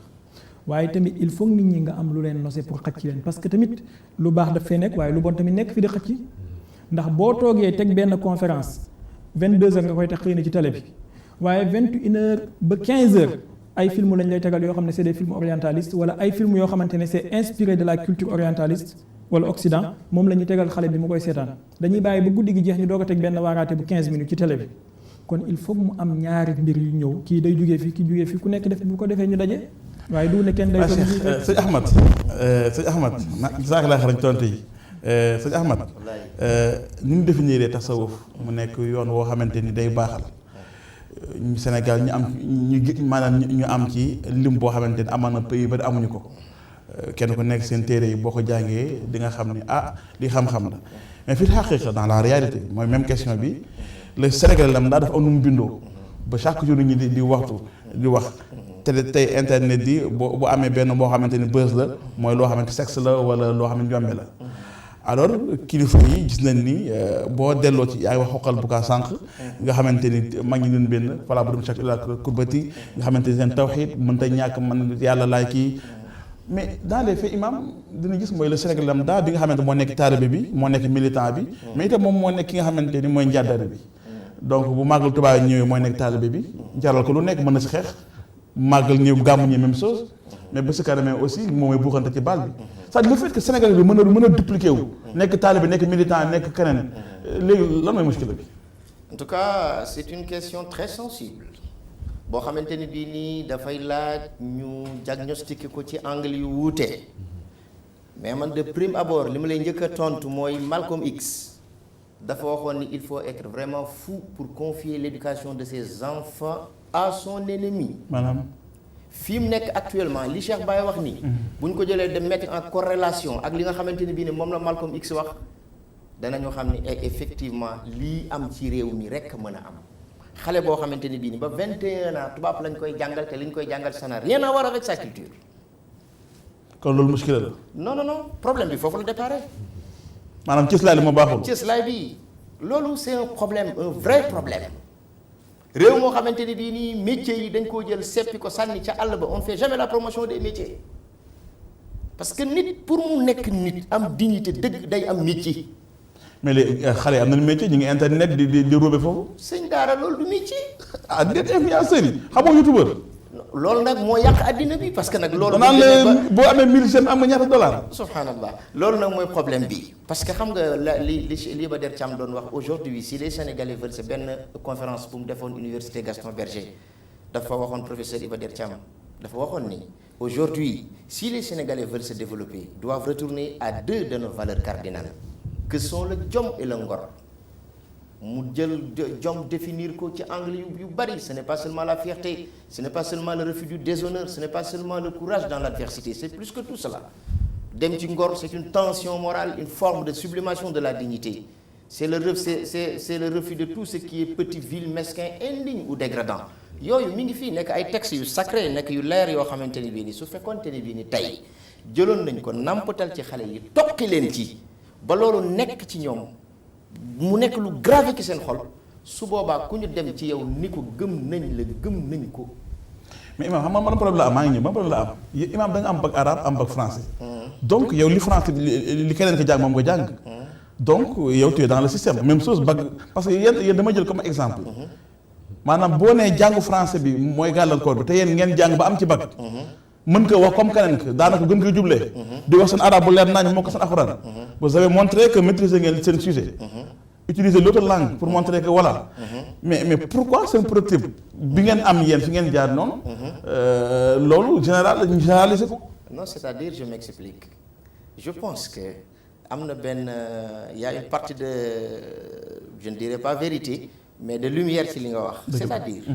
ñun bu ñuy jàng tubaab c'est-à-dire ñun fii ministère bi ñu am.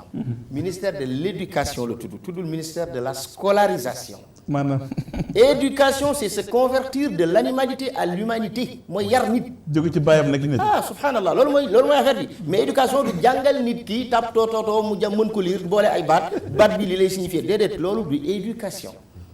te nit da nga koy éduquer selon réalité yi dëkkam. selon phénomène yi am ci dëkkam selon culture am selon li société am nangu fii Sénégal réewum tariqa la loolu yàlla dogal. dëgg la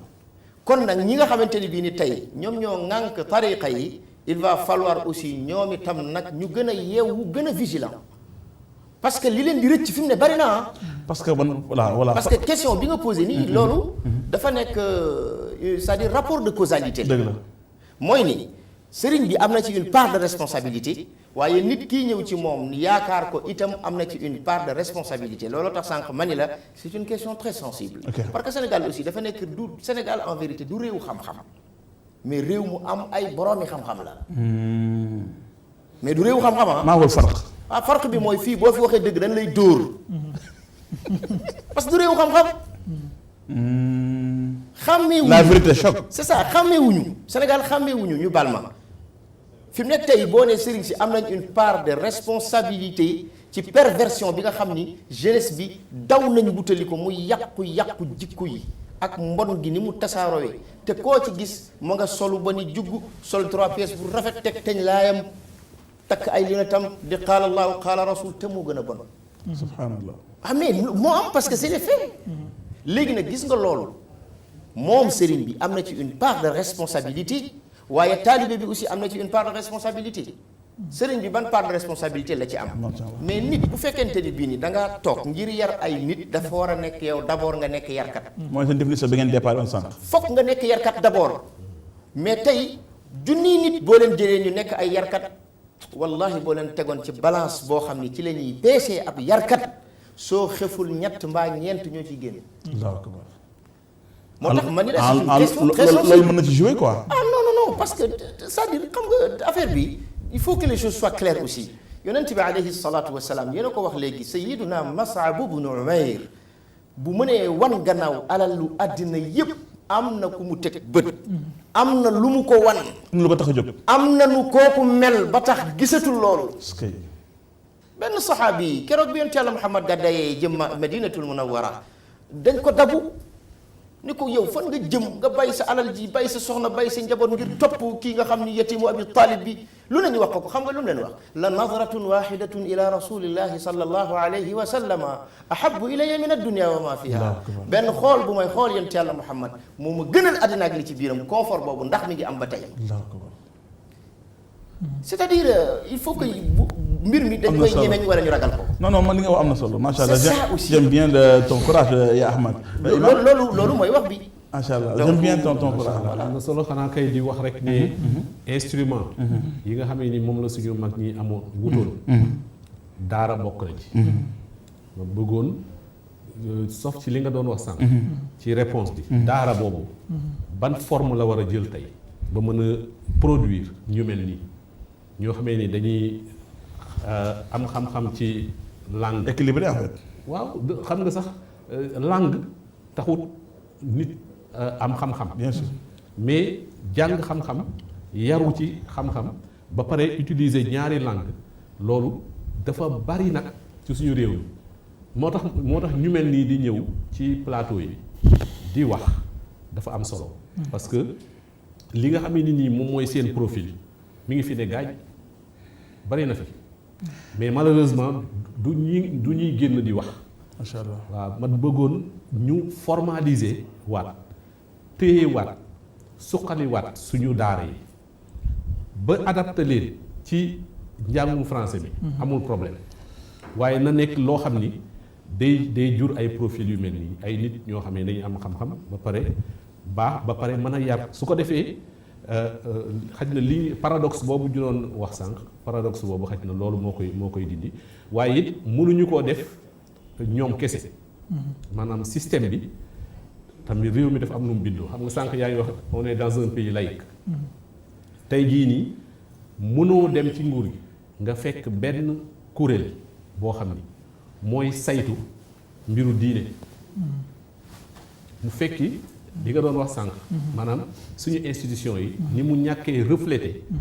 poids bi nga xamee ni moom la diine am ci réew mu doon aussi question boo xam ni pour man c'est une question centrale bu fekkee war nañoo maanaam këru diine yi seen vocation war nañ mën a continuer di ko doxal dafa war a ànd ak reconnaissance tey jii nii soo demee Belgique wala nga dem Allemagne kilifa diine nguur gi dafay reconnaître ne kii dafa am vocation éducation boo xamee ni moom nguur gi mënu ko ndax moom nguur gi mën na joxe jàngal xale bi mathématique mën na ko jàngal ay sciences yenn yi waaye mënul defar jikko da koy reconnaître su ko defee l'impôt ba nit ñi di fay ci land boo gis Allemagne wala Belgique di nga gis ni nguur gi day yëkkatiwaat loolu delloo ko kilifa diine kon xam nga ndegam ci réew yooyu lay am waxatuma laat suñu réew yi nga xamee ni diineem lañ ko moo ko mooñ mu doon loo xamee ni pour man c'est central la preuve mooy stabilité bi nekk ci réew mi nga xam ne tey jii état pour mu garantir stabilité il faut mu génnee armée wala gendarmerie wala police benn sëñ Muntaxa wala benn sëñ Baye Sy Mansour wala benn Pape Mahi Niass benn discours lay def téye micro ne ni ku nekk dellul sa kër ñëpp génn jéggalu ku nekk dellu sa kër sëñ Muntaxa am na lu fi xewoon Touba bi mu defee benn discours ñëpp a génn sëriñ bi ñu ngi tuub ci sens mu fay kon ñu mel noonu boo leen amee ci sa réew da nga leen a war a valoriser da nga leen a war a dimbale ci seen liggéey boobu noonu parce que ñoom ñoo lay mën a dimbale ba sa nguur gi li nga ci bëgg a doxal nga mën koo doxal ci jàmm mën nga continuer ak say institution mais fexeel ba ni sociologie réew mi dëppoowee nga fexe méngale ko ak ni ngay doxalee sa nguur dinañ la mën a jàppale ci loo bëgg a woote ci defar wér-gu-yaramu nit ñi dinañ la mën a jàppale ci loo bëgg a woote ci sécurité dinañ la mën a jàppale ci jàngale lépp parce que bu fekkee xam-xam kese la dëkk naar yi ñoo ñu ëpp xam-xam mu ngay tàkk kon suñu réew mi bu toogee ba léegi tàkkul te yàlla may ñu potentialité yu ñu am yépp Sénégal war na mën a nekk benn xibla ci Afrique de l'Ouest doomi daara yi ñoom ñoo fi yor économie réew mi ñi jàngee ci daara yi te am ci jikko yu baax ñoom ñoo nekk ci société yi gën a mag doomi daara yi ñoom ñoo nekk boo demee ci bitim réew université yi gën a mag Harvard di nga fa fekk ay doomi daara Oxford di nga fa fekk ay doomi daara Malaisie di nga fa fekk ñoo xamante ne ingénieur pétrolier la ñuy def man mii moom laa jàng te daara ji moom moo ñuy nàmpatal dañuy tari alxuraan ba pare doog a dugg ci daara ak loo mënti xam ci jàngum occidental du la tee bàyyi sa valeur yi nga amoon démb ak barki démb kon nañ dimbale kilifa diine yi ci yoon woowu ñuy woote état bi ak kilifa diine bu ñu lëkkaloo rek jàmm ji wéy ba pare yi tamit réew mi nga am ay doom yoo xamante ne ñi ngi am ay millions wu taalibe ci bitim réew at bu jot ñu ñëw dugg si Arabie Saoudite fi mu toll nii boo demee ministère aj li muy dugal ministère pétrole dugalu ko potentialité boobu tamit war ngaa mën a góorgóorlu pour mu jëriñ ci sa réew ci wàllu diplomatie ak ci wàllu économie. Extraordinaire, bonne lecture. Mais Imam Ahmad, le Daara dans tout ça, quelle solution le Daara mën a proposer pour créer équilibre bi bu fekkente ne yéen gis nañu seen exemple bi ñu joxee jàng ngeen ci dafa mel ni yéen Daara ji moo not français bi moo tax li ëpp liy feeñ mooy bu daanaka boo waxulee sax dañuy yaakaar ni nitu Daara nga ba keroog nit ki di xam ni jàng leneen. léegi est-ce que kon daara ji nekkul mooy la solution parce que man li may xaw a jaaxal tuuti rek moom mooy li Baye wax léegi mooy bu fekkente ne sëriñ si office bu ñu joxee benn ordre ñëpp topp ñëpp ormal ordre bi mais maanaam mbon gi léegi pourquoi mu ne fi est-ce que kon sëriñ si mënu wax rek na mbon gi jeex suñu question que je pose en fait. waaw bon xam naa c'est un peu relatif waaye itam fokk rek ñu xam ni fàttali ma question bi. waaw kay daara d'abord projet de société la daara projet de société la mooy liy defar nit ba mu nekk nit dëkk yi ne ci moom ñu felet ko attention daara loolu mooy rôle am léegi nag bu demee ba nga xamante ni bii ne rey nañ daara yi kon daara daa dee subhanallah lii fi nekk nii ñu koy c'est-à-dire gis nga affaire yi tam il faut que ñu ñemeñ ko genre daara gën na yóbbu gars yi gën a réew mu ñuy tere ay yalwaan di fa boo dóoree xale yenn dóor yi yow sëriñ daara bi ñu jàpp la tëj kenn du wax mais da nga bëgg ñu dóor xale yi déet sëriñ mais xale yow doo doon suñ ko yoree suñ ko yoree ci daara waaw mu mel noo xamante ni bii ni suñu ko bàyyee bu ëllëgee nekk posen ci société bi te ñu mën ko jubbanti duñ ko jubbanti mais foofu ñu jubbanti ko. kon da nga yàpp ni bàyyi gi nu bàyyi dóor xale ak yalwaan gi moo tax. non déedéet pas loolu c'est-à-dire loolu c'est un exemple tout court. je veux dire par là que ni. c'est-à-dire dañu rey daara ba ñu bari fi mu ne ñemeetuñu sax foofu dañ ko rey c'est-à-dire il faut ñu ñeme mbir yi. parent bi buy tiital doom danaa ko dama la yóbbu daara. non mu ngi noonu benn dama la yóbbu daara tu as parfaitement raison dañ la yóbbu daara de mais déggal boobu wax tu as vu beneen bi ci des xale boo ci bu njëkk te tubaab dafa yeewu. tubaab dafa yeewu bi mu dikkee fekk système mu daara nu mu def sociologiquement ñun on a un problème socioculturel tubaab yi bi nu dikkee fekk daara yi dañu xool ñu ni xale bi ci dar lay toog ñoom ñu dem indi table banc xale bi ci àll wala jànge ñoom ñu defar tableau xale bi du sol uniforme ay yére yu xotteeku lay sol ñoom ñu def uniforme xale bi kat du bu lekkee rek dañ ko jox ñu organiser ko ba nga xamante ni bii ne xale bi dina am lu muy lekk buy dem ñu jutal ko ndox utal ko gutéem defal ko léppam organiser affaire yi ci anam lan moo nu tere organiser wu ñun. ñu mën a am loolu. bañ a kaa mën a am danoo organiser wu wul c'est ça notre problème xam nga aussi mbir soo ko bëggee saafara d'abord da ngay nangu ni da ngaa échoué. parce que nangu gi nga koy nangu début de solution la. waaye boo nanguwul ni da ngaa échoué nekk ci échec boobu di tourner ila yawmil qiyaamati problème day daal di am. il faut ñu nangu ni réew mi di Sénégal xawma meneen réew waaye li fi mag ñi liggéey sufiyanke yi li ñu fi def bés buñ ko wanee gannaaw lii ñuy jooy dañ koy gën a jooy kooku moom amul lu ñuy lam-lam yi parce que aussi bu ñu nañu remonter à l'histoire 1960 yàggul xoolal ñi fi nekkoon ba ci ñi nekkoon ci nguur gi kenn ku ci nekk doomi daara nga woon. waaw. sans exception. ba dem ko Cheikh Anta Diop. man sans exception. léegi lan mooy problème bi what is the problème lan la donc ñun li fi ne xam nañ ko léegi nag xam nga lan la kenn ku ci nekk da ngay dellu ci sa bopp. macha allah. kenn ku ci nekk da ngay dellu ci sa bopp daara fa mu nekkoon démb ak bërki démb ilaa yawmina hada foofu la nekk leeri asamaan ak leeri suuf bi ñu demee ba dagg fatra am jokkootuñu borom bi mu bëggee jokkale leeri asamaan ak suuf dafa yebal jibril mu indi waxyu fekk yonent yàlla muhammad ca jabalu nuur ni ko sa borom nee na iqra bismi rabbik gis nga iqra bismi rabbik boobu c'est un impératif divin gis nga loolu du dagg ila yawmil qiyaamati fekk àddina ñi ngi am ay jafe-jafe te delluwuñu ci daara problème bi ñu am day gën a tasaaroo surtout réew mu mel ni Sénégal. macha allah waaw donc loolu foog ñu am na comprendre solo donc iqra bismi rabbika du jeex ba keroog ñu naan la iqra kitaabak ba n'est-ce pas je pense que loolu mooy la vraie solution les vraies conséquences moom mooy suñu dund gi jeex di gërëm bu baax ki nga xamante ne mooy Baye Cheikh parce que wax dëgg yàlla xam-xam bi am na solo leer na xam naa dafa mel ne xam-xam bi mooy ëpp jëmm ji xam naa mën a tooñ looy tàggoo. di kontaan trop ci plateau bu mel nii di sant di gërëm ñi ñu may opportunité bi di ñaanal yàlla kër gi mu jëm kanam macha allah waaye tamit jàngale bi nga xamante ne nit tasawuf fi jàngale nañ ko ci diine ji yàlla na fi gën a law te Sénégal yàlla na yàlla saxal fi jàmm suñ kilifa diine yi yàlla na yàlla guddal seen fan may leen wér dëkk bi métti na trop jamono ji kilifa yaa ngi dem yàlla na ko fi yàlla yemale kilifa aada yi yàlla na yàlla dëgëral leen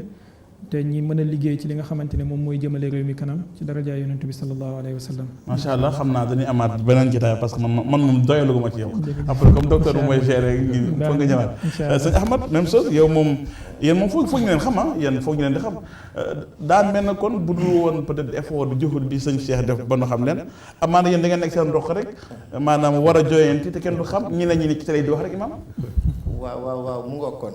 tabaarakallah moom daal xanaa li ñuy tàggatooyee rek mooy sant yàlla ñaanaat ko mu julli sant yàlla Muhammad sallallahu alayhi wa sallam mag ñi ñu yàlla séddee ñu leen di bëggee di leen sagoo ndax moom loolu la yàlla dogal waaw Sénégal réew la moo xamante ni bii nii encore une fois ma waxaat ko réewum tariqa la tariqa yi ñoo tax l'islam bi sax fi il faut ñu comprendre loolu sociologiquement loolu dafa bokk ci ñun bu ñu ko wanee gannaaw du sotti bu ko defee tabarakallahu maa ngi gërëm bu baax Serigne Cheikh Tidiane Gueye docteur di ko ñaanal yàlla subhanahu wa taala ci liggéey yu mag yi muy def te lépp rek ngir li ñuy wax l'islam de manière générale gën a yaatu ci réew mi këri diine yi du ma wax sax këri diine yi parce que këri diine man pour man amut benn këru diine rek moo am ay démembrement la ñu rek ndax foo ca mënti dem bu waxtu julli jotee ñoo bokk la ñuy def foo ca mënti dem bu weeru koor jotee ñoo bokk la ñuy def kon amuñu benn problème loolu moo ci nekk di gërëm itam wax dëgg yàlla koo xam ni sunu xarit la sunu kilifa la ku baax ci ñun la muy Serigne Cheikh Ahmed Tidiane Sy Al Amin di doom ci Serigne Abdou gannaaw yàlla moom moo jokkoo ak man pour ma ñëw ci émission bi ci